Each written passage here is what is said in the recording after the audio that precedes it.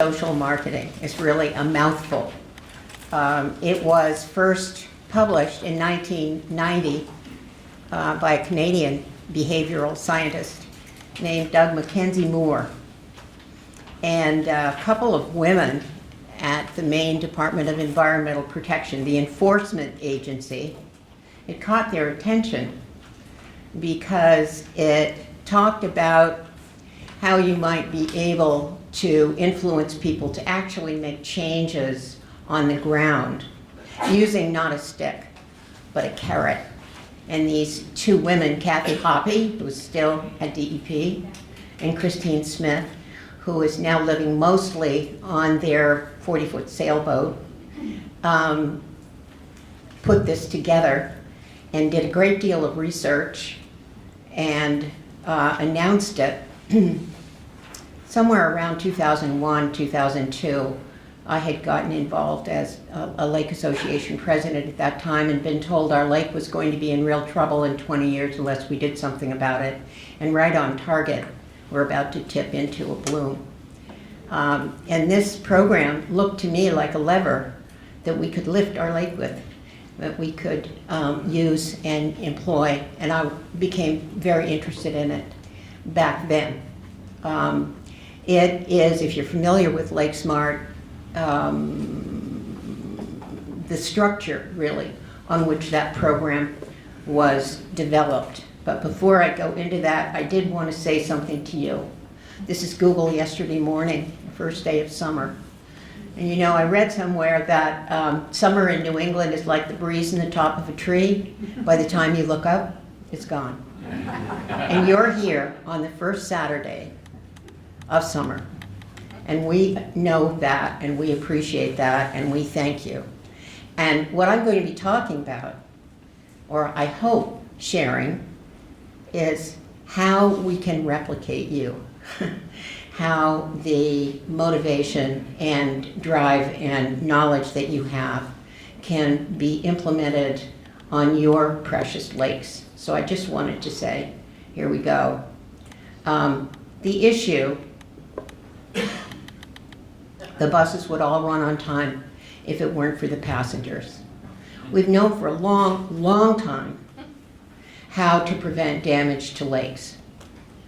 And there's a story about how sustainability science started in 1980. There was an international meeting in Sweden, and the folks there looked at each other and said, you know, we've been saying the same thing for 20 years and it hasn't made a particle of difference. There's got to be a better way to do this. And they came up with the idea that they ought to have cross-disciplinary teams, not just chemists and geologists and biologists, but people who were experienced in the social sciences as well, and communication and fundraising, and actually involve people like me and you in the definition of the problem and in finding the solution. Because the people like you and me are living with the problem and we will implement it or not. And so it's been really a long time that we have been knowing and trying to find out the right thing to do. Phosphorus was first identified as the problem in Canada in a bunch of, I think about 50 lakes. Peter will probably correct me with the right number. I think it was 48. In Ontario that were set aside to experiment with. And they divided, as you can see, one of these lakes, 226, into two parts. And in one part, they put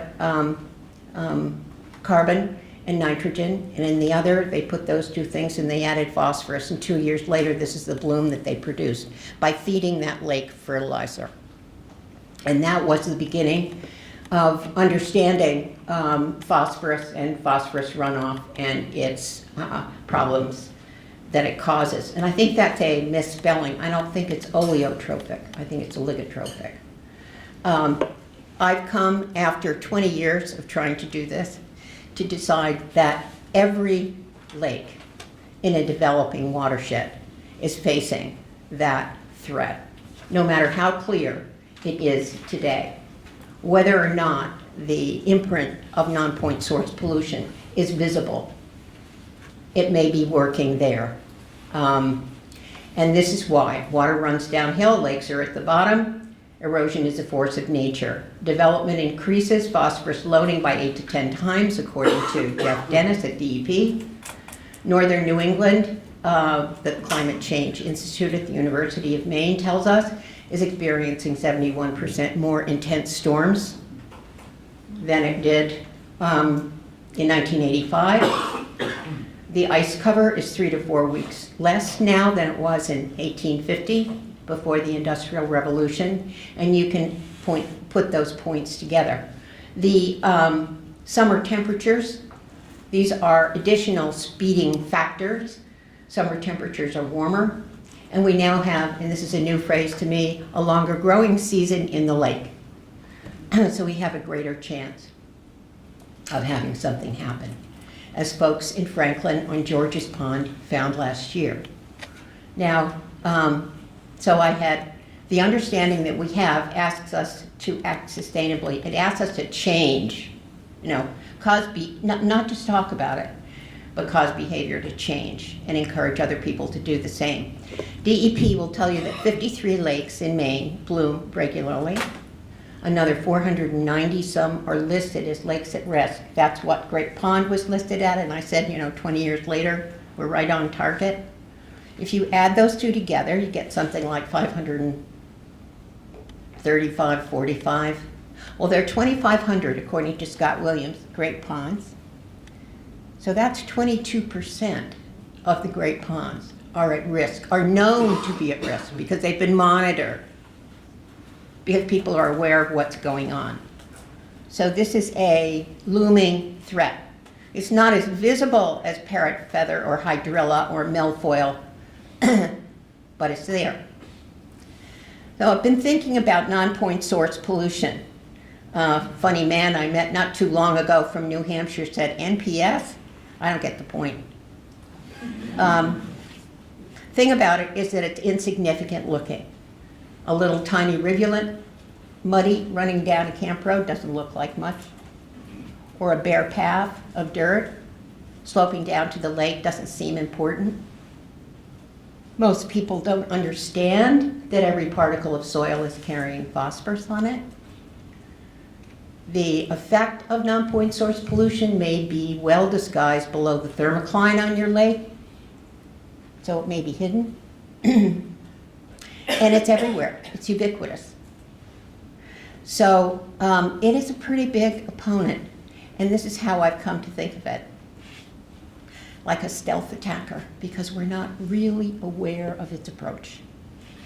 So let's say that we decide we want to protect our lake by encouraging our neighbors to plant a buffer and have something that looks either highly groomed, like the picture on the left, or more natural, like the one on the right.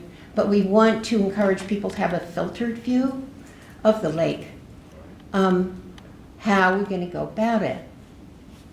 Well, no, if you're like me, you're going to write an article in the newsletter, you're going to make a brochure, you're going to have a meeting dedicated to it, you're going to have a Buff Enough workshop. So education is the answer. Because if knowledge and attitude are adjusted, if we increase people's knowledge and let them know about eutrophication and foster attitudes that are conducive to conservation, we'll create the change we want. And if we add on there, it's going to cost you $2 million if you need an in-lake treatment, so you better avoid it. If we appeal to people's economic self-interest, add that information, that's going to be the clincher. So the convincing information will produce what we want. Well, Susan and I had a week together this spring with Doug Mackenzie Moore, who created community-based social marketing with a book called Fostering Sustainable Behavior. We learned pretty convincingly that ain't so. And I've got a few examples that he shared with us and that are in his book that tell you that information and attitude and behavior are not consistent. They don't. go together always. So Scott Geller did an experiment where he put an ad in the paper and he got 40 families that volunteered to be educated about how they could cut their energy costs and help conserve energy.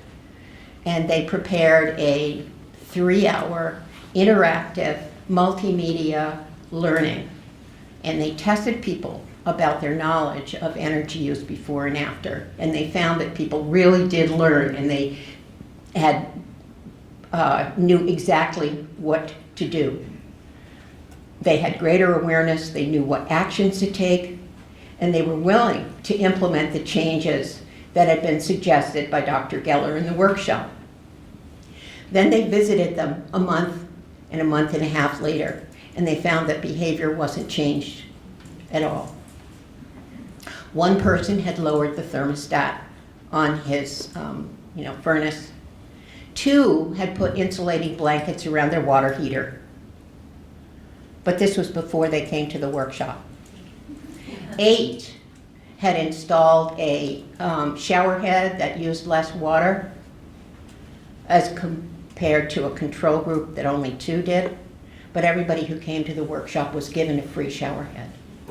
So they decided that it didn't really make a difference. The results go on and on about this, and some of them are really quite interesting. Kids in high school participated in 6 full days of workshops about the environmental situation we find ourselves in and things that people can do to make a difference. There was a 2-month follow-up that showed no one in that group had engaged in an environmental activity, and they didn't have plans to do that. There was a 10-week water use study. Again, it was Geller. And people, again, these were people predisposed because they volunteered to learn about conserving water. They were monitored every day, and they monitored their own use. They were given a state-of-the-art, thoroughly researched, extremely specific handbook on water reduction and water use reduction. And there were detailed instructions about techniques that they could use. And it had absolutely no effect on their water use. So it's notoriously difficult to change a lifestyle. It's not an easy thing to do. And what, Lake Smart is asking people to do, what we are generally, is a shift in how they think about their own footprint and what they actually do in their day-to-day habits, which largely they're probably not examining or thinking about because it's just the way they do things. So this continues. I guess I'm driving the point into the ground, but there is little or no relationship between knowledge and attitudes and human behavior. And here are some examples that show you that. Of 500 interviewees, 94% said individuals are responsible for picking up litter.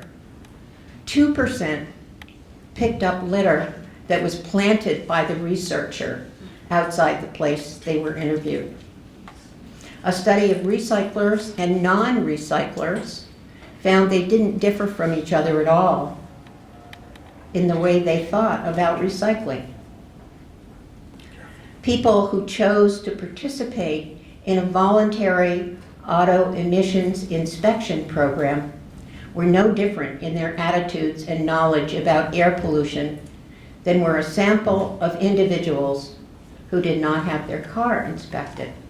I just spent a month working with a volunteer from the Greater Pushaw Lake Association, who's a nurseryman and who has designed for all of our use a brochure because brochures work.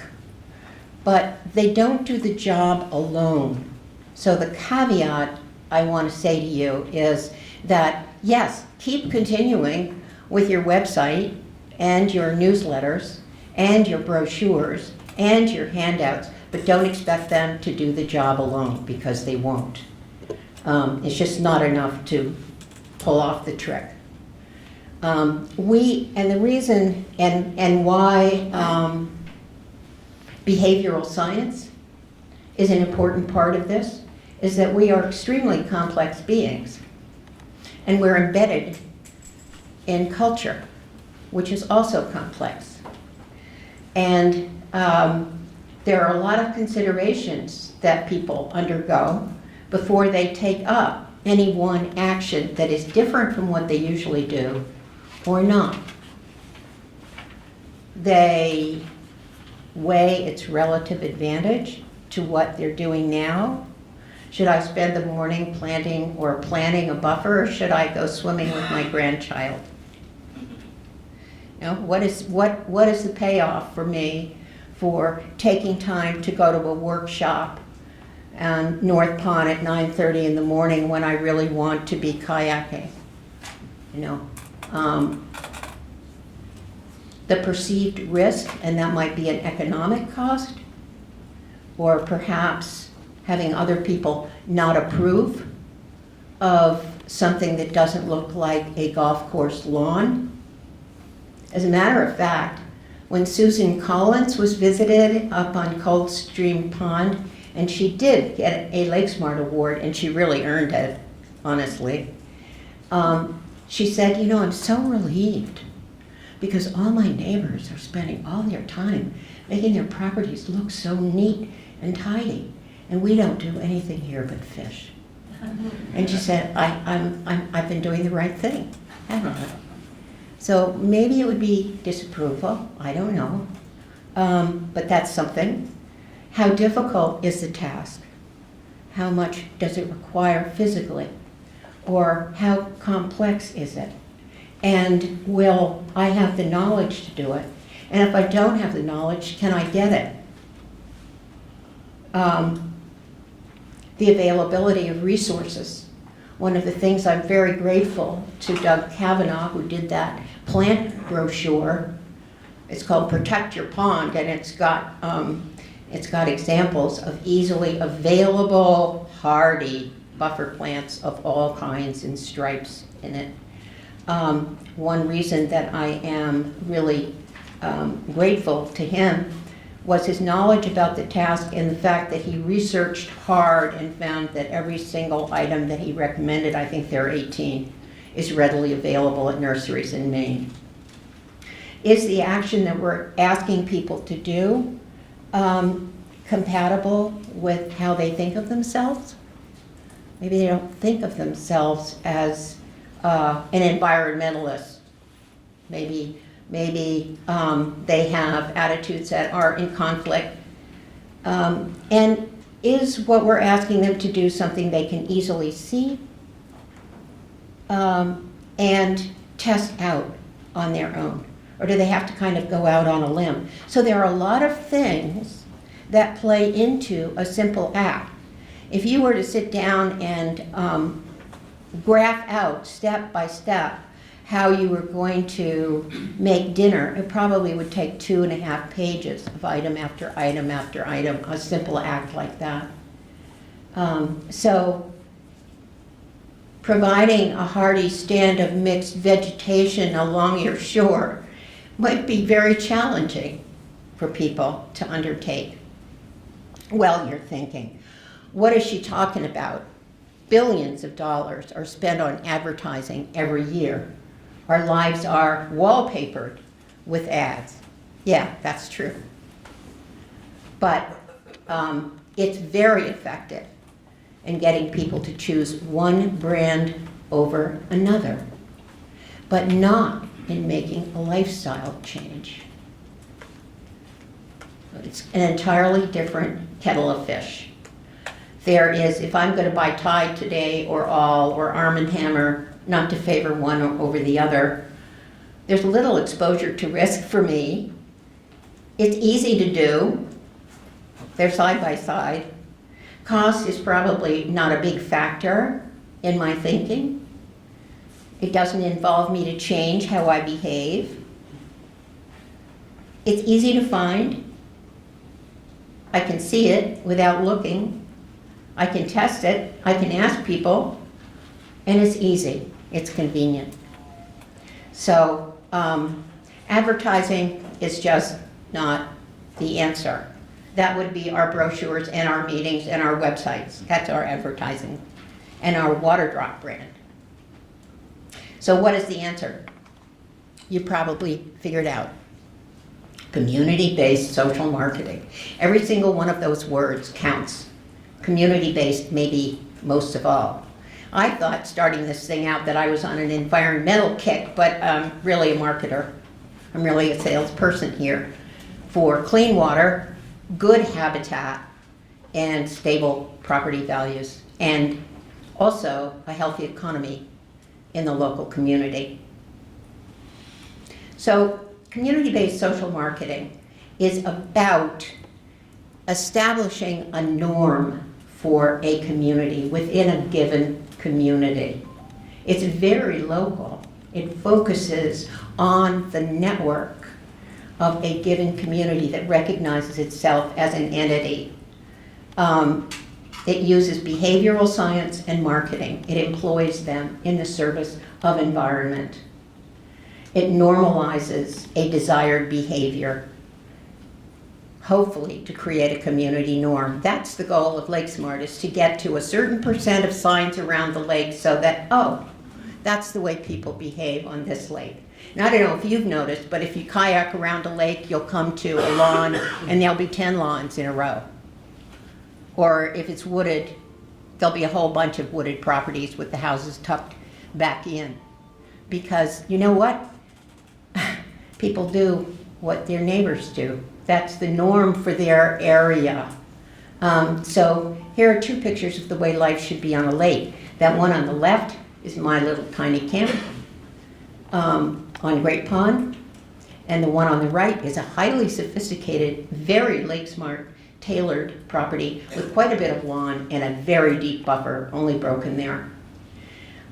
So what we're trying to do is to take the cultural practices, the social interactions among people, and how we feel about ourselves and our neighbors and our place in that community, and muster them to make a thing happen in the real world.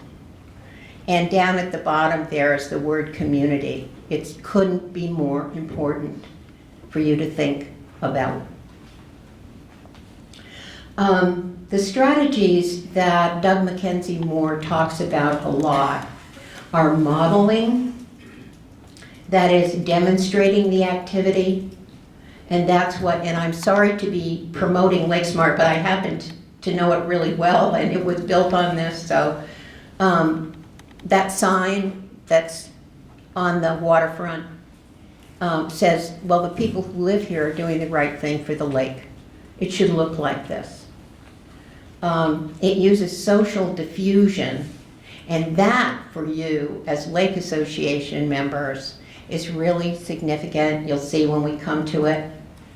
And it tries to elicit commitment from people. Yes, I'll do that. Oh, I could do that. And then there are a couple of things I'd like to note about how to communicate and whether or not to use fear. I used it in the beginning with that stealth bomber and the picture of George's Pond. And the, you know, it works. And it does tell the story of what we're facing. It's not false.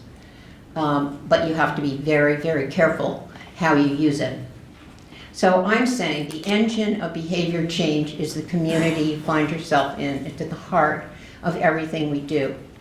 Because modeling happens when we observe the actions of others. Commitment occurs when someone says to another that they will carry out an activity. Social diffusion happens when people pass information one to another regarding their experiences of activities, sorry. And norms come eventually from multiple exchanges that support and reinforce the action. Community-based social marketing harnesses these four techniques. And I hope you've gathered by now that lake associations are ideally placed to use them, because you are an affinity group of people who love their place. They have a strong sense of place and a sense of wanting to protect it and see that their heirs, their children, their grandchildren can experience the same joy that they have had. I love the picture of the baby trying on the fancy shoes, because we are observational learners. We learn from what we experience. We have a leader in the Belgrades who has been really instrumental in helping to develop Lake Smart as a program and also making it really sing on Great and Long Pond. His name's David Gay, and he's sitting right over there. And when he first encountered this, and we went to his house, he said, you know, Susan and I were looking, but we didn't see. No, sort of like that hymn. Suddenly, he had eyes that saw that what they had been doing was not good for the lake. That what they loved was being actually harmed by how they were living. And all of a sudden they saw. And that's from walking the property. That's from experiential learning, like Roberta and the IPP. The power of norms is awesome. A guy named Solomon Ash, way back in the 50s, did this unbelievable test with college students. He'd have 6 of them come into the room and show them these lines, and he had 5 collaborators who would pick the wrong match. They were asked to match the line from the target on the left to one of the lines on the right. And the conspirators all picked the wrong one. And you know what? 75% of the time, the subject of the experiment changed what his eyes told him and agreed with the group. Well, that was doubted, and lots and lots and lots of people replicated that test, and it proved to be true. How people around us behave is extremely powerful. And this is, this is one of those funny experiments. At UC Santa Cruz, they wanted to save water, and in the athletic complex, they put up a sign that said, wet down, water off, and then soap, and then rinse. And although 94% of the folks, men, who used this facility knew that the sign was there and knew pretty much what it said, they didn't do it. They had one experimenter or collaborator, I don't know what you would call it, showering, ready to shower when somebody came in, and he did what you were supposed to do. And compliance went up by nearly 50%, it went up by 49%. And when there were 2 people doing this, and they didn't make eye contact, they kept their back to the rest of the room, it went up to 70%. Then flyers were put on every car outside a city library, and there were flyers strewn about in the parking lot. And the patrons, when they came out, took the flyer. They were likely to take the flyer off their car and throw it on the ground. But if somebody came out ahead of them and picked up some litter and took the piece from their windshield and put it in a trash can, they did the same thing. And that's what we hope our signs do eventually. What? Property by property and shore by shore, not instantly. So here's some modeling. There's Susan up on Coldstream Pond with Jim Fenwood, who's the chair. He's on her left, and her husband's there with her. And then over on the left, that's the Greater Pushaw group. And we would hope that if it isn't Lake Smart that you're promoting, if it's education of some other sort, or selling tickets to a raffle to raise funds, you would photograph your successful program in act and put it on your website and promote it and put it in your newsletter so that you're modeling the behavior you want for other people. And then this was just such a happy picture here from Clemens Pond. I wanted to include it. That's pretty engaging. So another thing we learned from Doug Mackenzie Moore is that getting commitments from people is very powerful. And in another hard-to-believe experiment in a suburban neighborhood with children, people were asked to put a billboard on their front lawn. It wasn't just a small billboard, it was huge. In some cases, it obscured the house behind it. It was badly designed, it was ugly. But 78% of the people asked said yes. And this was after they had been asked previously to put a 2-inch by 3-inch sign, either in the driver's side window or in the front, one of the front windows of their house that said, "Please drive safely." So they had been asked to do a small thing and then asked to do a large thing, and lo and behold, they did this unbelievable thing. Wearing a lapel pin that promotes the Cancer Society, after having been asked if people would wear that, they were asked 2 weeks later by a different experimenter if they would donate, and they were twice as likely to give money to the Cancer Society than those people who hadn't been asked to wear a lapel pin. Voting increased 41% among people who were asked the day before an election, "Do you intend to vote or not tomorrow?" Now when we speak with the homeowner in Lake Smart, and Roy Lambert has been instrumental in teaching me this too, we ask if they're going to plant, "When do you think you're going to get around to that? Would you like me to call you about that and see if you need help?" Aha! They say yes, they've made a commitment, and they've set a goal. Understanding this, people want to be self-consistent. If they perceive themselves as supporting the Cancer Society, they'll be likely to give to it.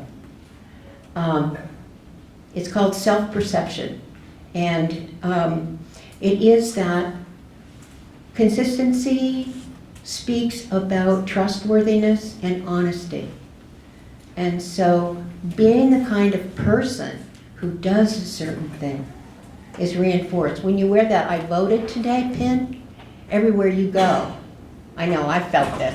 Oh yeah, they know I got there at 8 o'clock this morning, and I did my duty. The application for lake associations is to help people think of themselves as conservationists, environmentalists, frame their behavior for them, or yes, for them. Thank them for their membership as environmentalists, just being at your meetings or donating to your membership drive makes them a conservationist. Provide opportunities for them to help and show others their actions. So consistency and commitment can be strengthened. For me to say to someone, "Yeah, I'll get some plants and put them out front," is a verbal commitment, and that's good. But a written commitment is stronger. And a written commitment, which is public, is even stronger than that. And so if you say, "Would you mind if we put your name on our website as a Lake Smart participant?" No, that'd be okay. They've gone public that they want to protect the lake and do something about it. Pressure Oh, and combined commitments can be even stronger than that. And I had this weird idea of when people come to a meeting, maybe you can have little post-its, and somebody would say, let's say Peter Callan would say, I will be Lake Smart, and sign his name, and then Betsy would do the same thing, and then Buddy would do the same thing, and then Lucia would do, and pretty soon the board would be covered with these commitments, and that would model something for people. Social diffusion is so powerful. Think of the last book you read, the last movie you went to see, the last restaurant you tried, and I'll bet a friend or a relative recommended it for you. People are much more inclined to listen to family, friends, co-workers, and neighbors, those are degrees of closeness, than to even an expert or media sources, a cold piece of paper. In trying to get farmers to implement a lot of BMPs, sounds familiar to me, the Redwood River Clean Water Project divided a big 750 square mile watershed into communities where people knew each other, and then they had one-on-one conversations, one farmer to another, sounds familiar, and they publicized the farmers who were installing BMPs, and they got 300 installed and 158 tons of phosphorus in soil reduced per year. Well, we can't say that about Lake Smart yet, but maybe we'll get there. So if knowledge, information, brochures, and experts don't work, lake associations have a pass key. Because as a volunteer of a lake association, you belong to a kind of a club, an affinity group of people who all care about place. This is a picture of somebody who's here today, Diantha Grant from the South Bay Lake Association. It'd be kind of hard to say no to that smile, wouldn't it? But the strength of this is community, and it's not just neighbors on a block, but neighbors who've chosen to be there, like you would be in a school district, and then you'd meet at the school, or you'd be in a lake community, and you'd meet at the meetings or in town. You have common interests. It's not a stranger coming to call on you. There is a foundation of trust that exists there. And it's even better if you have a well-known community leader, someone who's standing out in the community. And I can't tell you about Diantha, whether she is or not, but I suspect she is. I wanted to say, I'd say a little word about communication. Well, you're about to hear from a really good communicator, Whitney King, and I love his slide.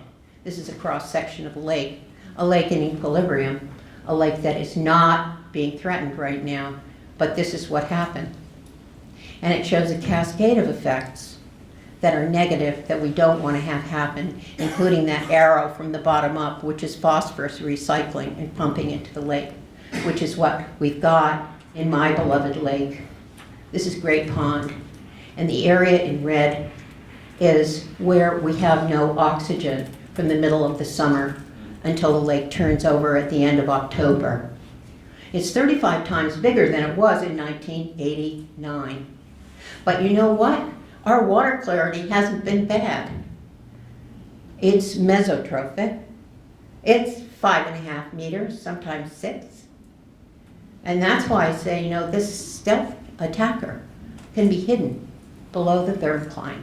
And you don't know until you reach the tipping point. And nature, it's not gradual, right? No, the change can be sudden and explosive. In terms, okay, I'll make it.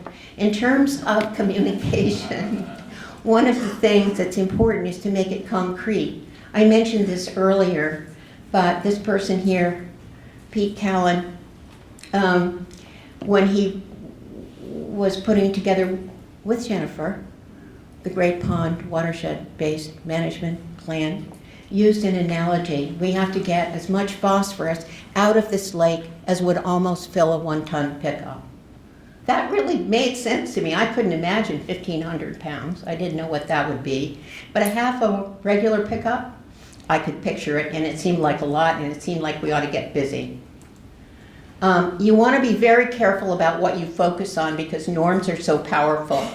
In the Arizona petrified forest, there was a sign that said, look, visitors are stealing 14 tons of this stuff a year, mostly a small piece at a time, and stealing increased. They were interested and they tried an experiment, and they had a drawing of 3 people taking pieces of petrified wood, and it doubled the losses. So what you picture, be careful. A $1 billion ad campaign directed at teenagers to stop marijuana use featured how many were doing it. Aha! It didn't affect their behavior. I mean, it didn't cut it back at all. So showcasing what you don't want to happen may encourage people. This is the most famous ad of all time. Ironized Cody, and it was produced in the 70s. During a time of fight about recyclable, returnable bottles, the tax on them. And Keep America Beautiful campaign funded this. And what the point of it was to direct people's energy away from politics and to personal behavior. It pictured a Native American in traditional dress canoeing through littered water and into an industrial harbor. And then when he got out of his hand-built, not plastic canoe, he stood by a road and had a bag of garbage thrown to his feet.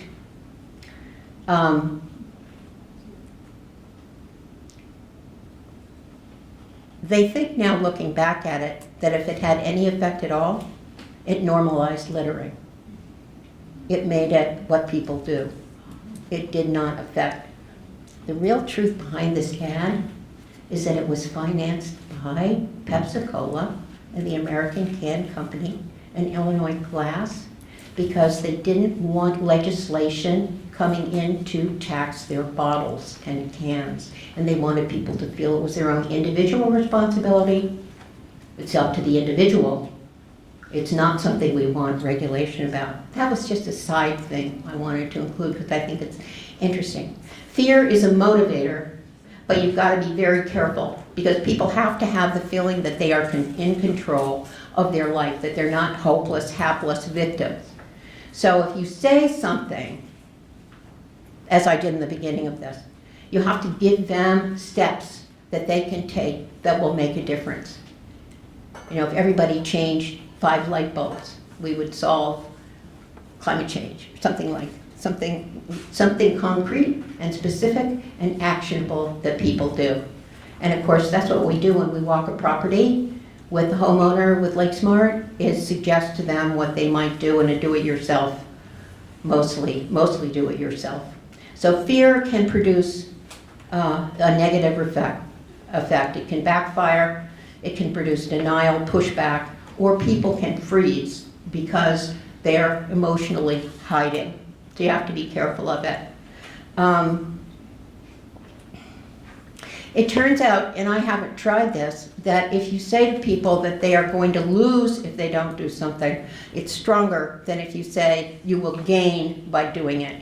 In other words, in the example given, it's better to say if you don't recycle, your taxes will go up than to say you'll save money by recycling. For some reason, and I'm sorry, I'm not an expert here, but I'm just giving you that suggestion. Prompts can be used, a decal, as I believe the courtesy boat inspection program did for a while, an inspect your boat decal that was handed out to people to put somewhere on the inside of their boat.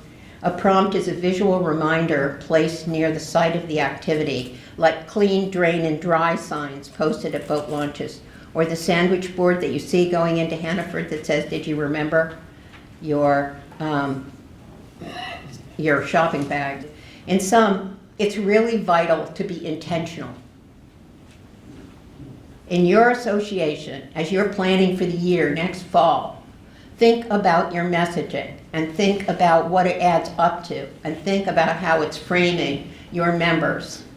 Frame association members as conservationists, use community members as spokespersons and examples, feature leaders in the community doing or speaking about the desired actions, picture the actions you desire so people will see what they are, use fear messages very carefully and always accompany with action steps, be vivid, concrete, and personal, build community, and I really mean this, have fun.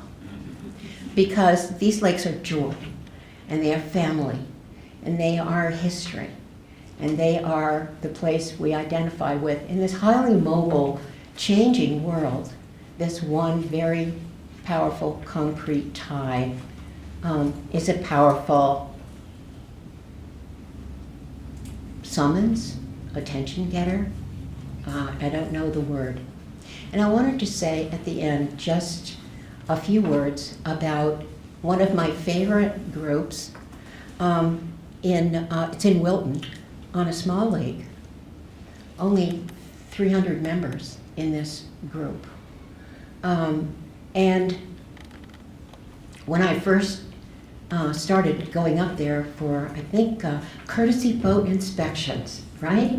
Way back in 2000, 2001, 2, 3, 4. I would go up there and around Farmington saying anything about a lake, people would say, oh, do you know Win and Sandy? And I did meet them. He was president. And these people bought a property. They lived in Connecticut. They only came up on weekends. But they threw a Labor Day party every year. And every year, the group got bigger. More people came. And on the third year, a woman came up to them and said, could I have your guest list? I think we ought to start a lake association. And I'd like to invite all the people you know. Well, so these newbies gave their list to Mary Ryan, and Mary started the Lake Association. And a few years later, somebody came to the planning board and said, I'd like to put a houseboat on this lake. Okay, I'll make it. Houseboat on this lake. And that made people nervous because there really was no place to empty out wastewater. They figured that the really wastewater would be recycled, but what about shower, the gray water, and how would that affect the lake? And how would it be if there were 50 houseboats on this very small lake? And they did some organizing, and they had a vote, and people came out against it, and there were bad feelings, and there was arguments, and the president of the Lake Association, that man in the blue shirt there, thought, well, we really ought to get together and see if we can't solve this together. And got the sides to come together and talk about it and identify the things they didn't want and figure out a way they could avoid that and still give people a sense of the use of the lake. And I think that was the year that he became the president. And after that, someone came up with the idea it would be good to educate kids in the school, and they did a program on loons. And several years later, one of their members published Libby's Loons, and they got a small scholarship to pay the author to give the books to the kids in the 3rd grade, and that's turned into the David Prince Scholarship after the husband of the author, and it has grown. They have a blueberry festival there. And these people decided it would be good to give folks free rides. So now there are 7 pontoon boats, and they give about 300 rides a year. And everybody knows about Friends of Wilson Lake up in that town, and they have good feelings about it. The president wanted to be sure that they could pay for it because they didn't have a lot of money, their courtesy boat inspections. And so he went around and knocked on the doors of all the local businesses and got them to finance a weekend. So those people got their name on the kiosk at the boat landing for sponsoring the inspections that week and thanked in the newsletter. And another thing they've done is that every time anything happens, they're in the newspaper because they send me the clips. So I know. They had, here I forgot, that it was a loon incident chasing a baby loon that had started off educating the 3rd graders, and they responded to that. Now they've started Melinda Ann with the 4th graders. And when this man retired, he made sure that his successor was well known. A man who had been provost of the University of Maine and dean of academic studies. And so their knowledge base continues. And how about this, Susan? This is good because I never typed this talk. So this is the book. But if you go on cbsm.com and you put in anything, social diffusion or norms, you're going to get academic papers up the yin-yang, or studies, or ideas, or examples from watershed groups all over the United States and beyond. And now, thank you very much for listening.